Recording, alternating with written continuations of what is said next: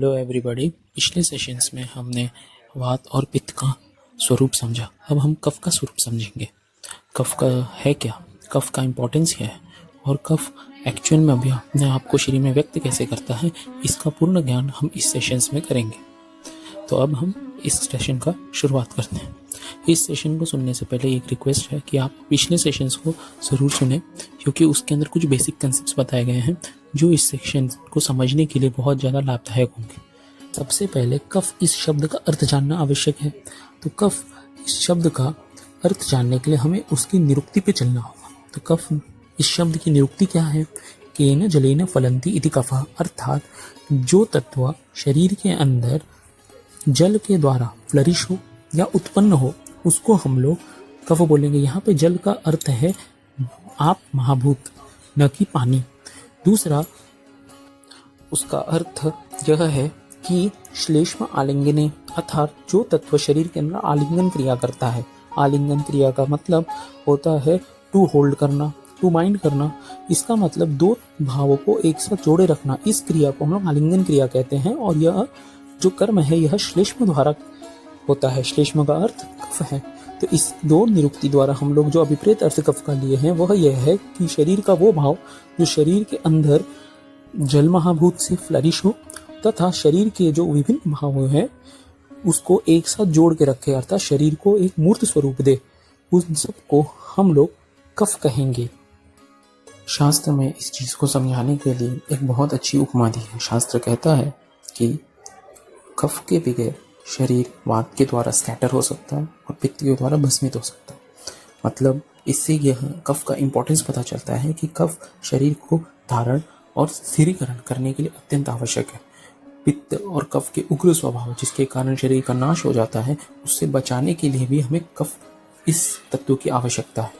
तो कफ वह तत्व है शरीर का जो शरीर को धारण करता है तथा इन उग्र स्वभाव के वात और पित्त से भी बचाता है। अभी तक की चर्चा से हम ये कंक्लूड कर सकते हैं कि कफ वह तत्व है जो शरीर के अंदर आलिंगन की क्रिया करता है, अर्थात भावों का, शरीर भाव का आलिंगन करता है, जिसका आप तत्व से पोषण होता है तथा उत्पत्ति होती है। जो भाव शरीर को उग्र वात और पित्त से नष्ट होने से बचाता है वह तत्व शरीर के अंदर कफ है। यह शरीर को मूर्तिमान स्वरूप में रखने के लिए अत्यंत आवश्यक है। अब हम कफ का स्वरूप लोक पुरुष सिद्धांत से समझेंगे। उससे लोक पुरुष सिद्धांत का एक व्यापक ज्ञान लेने की कोशिश करते हैं। लोक पुरुष सिद्धांत यह एक आयुर्वेद का मूलभूत सिद्धांत है। इस सिद्धांत के अनुसार जो भाव पदार्थ जगत में है वही भाव पदार्थ शरीर में भी है, अर्थात जो जगत की अग्नेय शक्ति है वह शरीर की भी अंदर अग्नि रूप में स्थापित है और वो जिस आशय में स्थापित है उस आशय को पित्त दोष कहते हैं। वैसे ही जो जगत की प्रेरक शक्ति है वो हमारे शरीर में प्राण रूप में आश्रित है और वह जिस आशय में आश्रित है उसे वात दोष कहते हैं।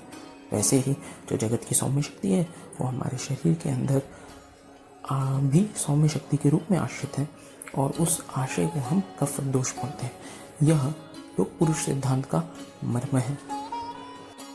अब हम कफ के परिप्रेक्ष्य में लोक पुरुष सिद्धांत को समझने की कोशिश करते हैं। जगत की जो सौम्य शक्ति है उसका रिप्रेजेंटेशन चंद्र के द्वारा होता है।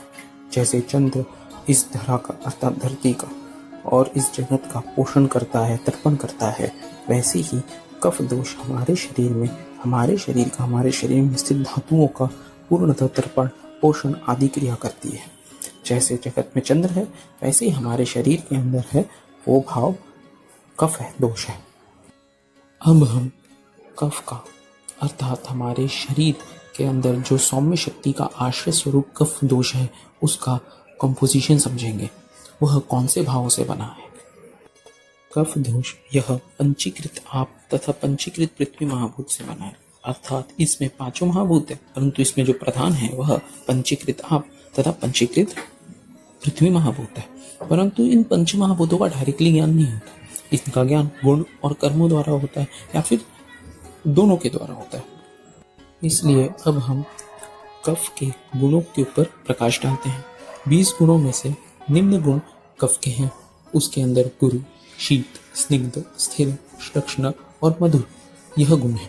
यह गुण जिन भी भावों के अंदर दृष्टिमान होगा वह सब भाव अर्थात उन भावों के अंदर आप तथा पृथ्वी महाभूत की प्रधानता अपने आप ही रहेगी। अब इन पृथ्वी महाभूत तथा आप महाभूत प्रधान द्रव्य अर्थात कफ दोष के कुछ विशिष्ट कर्म हैं जिसके द्वारा वो अपने आप को अभिव्यक्त करता है। अब उन विशिष्ट कर्मों के ऊपर हम प्रकाश डालते हैं। इसको हम एक उदाहरण से समझते हैं, जैसे कि ब्रिक्स का बना हुआ एक मकान पूरे ढांचे को अर्थात पूरे एक मकान को अस्थायी स्वरूप देता है, एक उसे आकार देता है। वैसे ही यह जो पृथ्वी तथा आप महाभूत से बना कफ दोष है, यह शरीर को आकार देता है तथा स्नेहन, संधि बंधन, रोपण और पुष्टि कर्म द्वारा शरीर का धारण भी करता है। इसका अर्थ यह है कि जो शारीरिक भाव गुरु आदि गुण से अपने आप को अभिव्यक्त करता हो तथा स्नेहन आदि कर्म शरीर में करता हो, उसे हम कफ दोष इस संज्ञा द्वारा जानेंगे। अब इस कफ दोष का हम स्वरूप को प्राकृत तथा वैकृत रूप में समझते हैं। कफ दोष शरीर के तो दो रूप में रह सकता है, एक है प्राकृत, दूसरा है वैकृत। प्राकृत दोष के रूप में यह शरीर का धारण करता है, पोषण करता है और शरीर का नियमन करता है। परंतु जब वो वैकृत स्वरूप का होता है तब वह मल की संज्ञा प्राप्त करता है तथा वो शरीर को मलिन करता है और व्याधि भी निर्माण कर सकता है। प्राकृत कफ दोष को बल यह संज्ञा शास्त्र में प्राप्त है। बल का अर्थ शरीर की व्याधि क्षमत्व से भी है तथा शरीर के अन्य प्रकार के बल से भी है। तो शरीर को बलवान बनाने का जो भाव है यह इस प्राकृत कफ द्वारा निर्मित होता है। यह प्राकृत कफ शरीर के अंदर निम्न धातुओं में वास करती है। प्राकृत कफ का जो वासवान धातु है वह रस, मांस, मेद, मज्जा तथा शुक्र है। अर्थात यह प्राकृत कफ के आश्रय भाव है। अर्थात प्राकृत कफ जब वह अपने प्राकृत स्वरूप में होगी तो वह रस, मांस, मेद, मज्जा तथा शुक्र के अंदर आश्रय प्राप्त करती है तथा अपने विभिन्न कर्मों को अभिव्यक्त करती है। जैसे अगर वह रस में है तो प्रीणन करेगी, मांस में है तो लेपन करेगी, मेद में है तो स्नेहन करेगी और इत्यादि। यह प्राकृत कफ का स्वरूप था। अब हम वैकृत कफ के स्वरूप को समझने की कोशिश करेंगे। वैकृत कफ शरीर के अंदर जिन दृश्यों के अंदर वास करता है उसका निर्णय कैसे होता है, अर्थात कौन से कफ दोष कब कौन से दृश्य को दुष्ट करेगा, इसे समझते हैं। तो इसके लिए हमें दो सिद्धांत समझने होंगे, एक है सामान्य योनि न्याय, दूसरा व्याधि स्वभाव। सामान्य योनि अनुसार यदि कफ द्रव प्रधान स्निग्ध गुण से अगर दुष्ट हो रहा है तो वह सामान्य योनि द्वारा रस को प्रथम दुष्ट करेगा, परंतु यदि वह द्रव, स्निग्ध तथा उष्ण गुण से दुष्ट हो रहा है तो वह प्रधान रूप से रक्त को दुष्ट करेगा।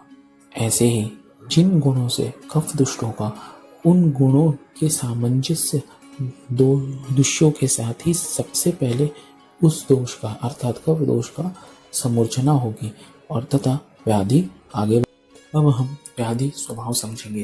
व्याधि स्वभाव अर्थात स्वभावतः प्रमेह करने वाले दोष का अर्थात प्रमेह उत्पन्न करने वाले कफ से मेद की दृष्टि होगी ही होगी। इसके अंदर कोई तीसरा कारण नहीं होगा। जैसे सामान्य योनि है इसमें कारण नहीं होगा। क्यों नहीं होगा? क्योंकि यह व्याधि स्वभाव, इसके अंदर स्वभाव कारण स्वयं है। तो ऐसे दो कारणों की वजह से दृष्टि होती है। यह स्वरूप वैकृत कफ का है और ऐसे ही वैकृत कफ दृश्यों के अंदर आश्रय लेके रोग भी निर्माण करता है। कफ के द्वारा होने वाले स्रोतों रोग को समझते हैं। प्राकृत स्वरूप में जो कफ रहता है यह स्रोतों को स्निग्ध तथा श्लक्ष्ण बनाए रखने में मदद करता है, जिसके कारण स्रोतों के अंदर से धातु दोष आदि का गमन बहुत ही आराम से होता है तथा वैगुण्यता के अभाव में व्याधि भी निर्माण नहीं होती। परंतु यदि यही स्रोत कफ के ही कारण अर्थात वैकृत कफ के कारण विकृत हो जाए, अभिषंद आदि गुणों से युक्त होकर के अवरोध निर्माण करते, तो यहीं पे स्थान संशय होकर के व्याधि में निर्माण होती है। इसको हम उपयुक्त चित्र से कफ के 5 प्रकार शास्त्र में बताए गए हैं।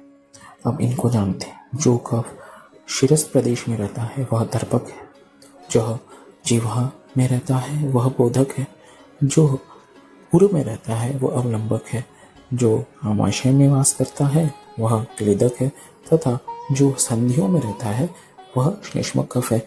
इनका विस्तार से ज्ञान हम आने वाले सेशंस में तक के हमने सेशन में कफ का पूर्ण स्वरूप जानने की कोशिश की। उसका एलिमेंट्री कंपोजिशन क्या है, वो कौन से गुण से अपने आप को अभिव्यक्त करता है, उसके प्रकार क्या है, वो भी हमने बताया।